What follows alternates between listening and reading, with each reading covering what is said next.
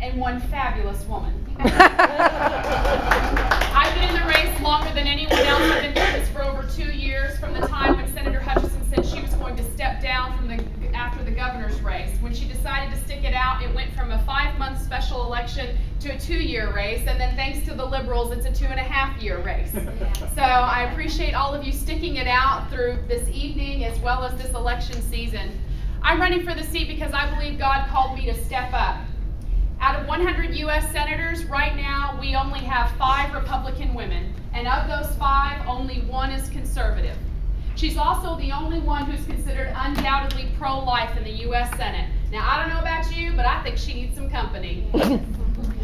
Especially when you look at what's happened in the last couple of weeks concerning the life issue and birth control and who pays for it. And really, you know, whose responsibility is a woman's uterus, basically. I think we're going to need some pro-life women to stand up on this issue, who will stand up and, as conservative women, tell people, quite frankly, get your mitts off my kid, get your hands out of my wallet, get your bureaucrat off my husband's back, get your bureaucrat out of my health care, and get your state out of my church.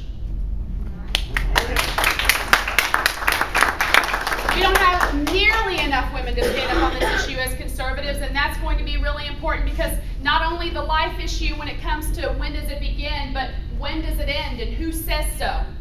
They've got an independent payment and advisory board in Washington drawing up its chart with your age, your gender, your disease, and how much they're going to pay before they decide you've been cut off. And by the way, their bureaucrats have started telling Medicare and the different doctors and hospitals that 70 will be the cutoff age for a number of illnesses and diseases. 70. I thought that was old until I turned 30. This is going to be important because as I saw on Twitter, actually, just today in the news, we found out that the FDA has approved the use of fetal brain tissue in experiments. It turns your stomach. It makes me want to throw up thinking about it. But the FDA says it's okay to go ahead and take aborted fetuses and use their brains for experiments because it's not really a human, is what that company said. These are the fights we're going to need the conservative women on, the pro-life women on. Also, we look at things like at Obamacare. Not only is it unconstitutional, it is an incredible burden on the women in this country who do the caregiving, who do the health care work. 80% of the health care and 80% of the caregiving in this country are done by the women in this country. But if you're a conservative woman, you got 1 voice in 100 right now. These are the same women who have a full-time job, usually have children in school, and then spend 20 to 40 hours a week caring for someone outside of their home. And the Obama administration has decided that more red tape would make their lives easier. They've got it wrong. But they don't care about women. The real war on women comes from the liberal side. They don't want women to be independent. They don't want women to make their own decisions. They want to tell every woman how to educate or indoctrinate her child. They want to tell every woman what she can and can't do for a job. They want to tell every woman you're not really smart enough to make the choices for your children when it comes to health care or food. We've got to tell them we've had enough. We're going to need conservative women who get up there and say not only no, but your budget is 0. Yes. Now I'm going to tell you the truth. I am not a conservative. I looked up the word conservative in the dictionary, and to conserve means to maintain a system as it is. I don't want to maintain the system. I want to abolish most of it. So when people ask me if you're conservative, I tell them no, I'm an abolitionist. Because I personally believe that a people in chains doesn't care what color the chains are. We have Republicans in my race who want to repeal and replace Obamacare. They still want the same amount of control over your life. They just want their guy to be the overseer. I have a serious problem with that. I have a serious problem with the fact that the National Education Association has decided that really your children should start preschool at the age of 2 now. And the only mother of young children that we have in the Senate is Kirsten Gillibrand from New York, who took Hillary Clinton's place. Hello.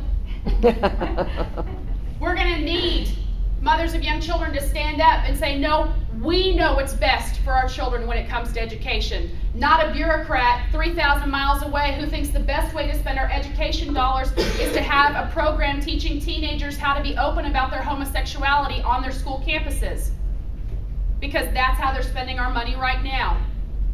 Now, a little bit of background for me. I'm a native Texan, born, raised, and fully educated here. I went to 3 public high schools in 4 years, so yes, I want to end the Department of Education. After graduating, I went to Austin College in Sherman. I got my bachelor's in English, so I can read the legislation they put in front of me. After I worked for them as a student worker in the financial aid office, I worked for them as admissions counselor, and I traveled the country talking to students about what would be the best situation for them for college and higher education. I met my husband, we fell in love, we moved to Dallas, and we got married, not necessarily in that order, and I worked for Saks Fifth Avenue for 3 years, and I worked in their executive office as an assistant to the vice president in the company.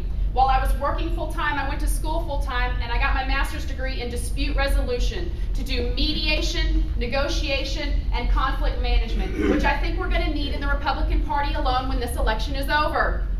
We're going to need people who aren't focused on the glory of being in front of the cameras and pointing fingers and calling names, but focused on the guts it's going to take to get everyone on the same page as quickly as possible so we can get the job done. Because we will only have 18 months before the Democrats can take the House back.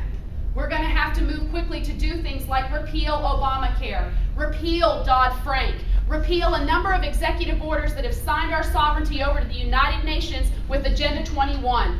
To pluck a few judges out of the bench who have just behaved terribly. You know, the Constitution doesn't say they're appointed for life. It says based on good behavior. I think we have some seriously misbehaving judges in this country, and I think they can find a job elsewhere. I might start with Ruth Bader Ginsburg, who seems to think the Constitution is irrelevant. We have to deal with the fact that at least 26 times in the last year there are judges in this country who have used Sharia law to make their decisions.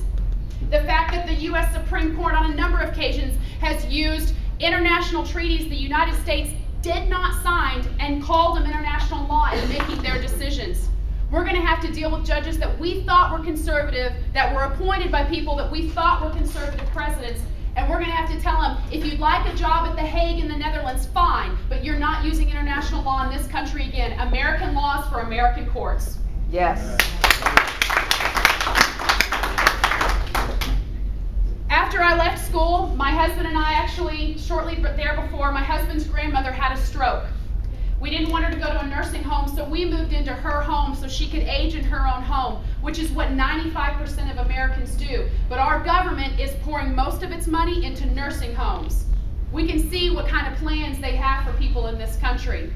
We're going to need people who've actually done health care to deal with the issues that the federal government has created in it. Because our problems in pricing aren't because doctors are greedy, it's because legislators and lobbyists are greedy, and that's a totally different issue. But we need people who've actually done health care, not people who've written papers about it or argued points about it in the courts, but have gotten their hands dirty doing this work. My husband and I, we moved in with his grandmother, and when we got in there with her, they said she had about a year to live. We're on 6 years now. I would say that's proven results. I have a passion for returning the healthcare decisions to the family members and the people going through them, and if they want to include them, their physician. It should not be a bureaucrat or the man that lives at 1600 Pennsylvania Avenue making these decisions. These are serious issues. We're going to need people who have actually done it. I have a background in agriculture, higher education, business, and healthcare. 4 things the federal government has driven into the ditch since they took the wheel. And it's time we take the wheel back. This belongs to us, not to one of the 4 guys running in the Republican Party for president, not even people who are running for Senate. It belongs to you. They were never meant to have this much power. My race shouldn't be important to you. What should be most important to you is who your mayor is, or city council, or county judge. But instead, the federal government has taken on way too much. Now, I have a lot invested in what happens in this country. Out of 100 senators, even though you only have to be 30 to be in the Senate, we don't have a single senator under the age of 40.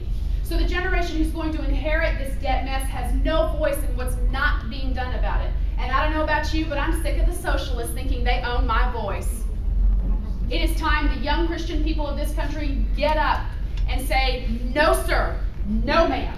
I will no longer stand idly by as you put us in the chains of debt because you thought we had to compromise. So either vote the right way or get out of the way for someone who will. My name is Lela Pittenger. I'm running for U.S. Senate, and I would love your vote. Thank you so much.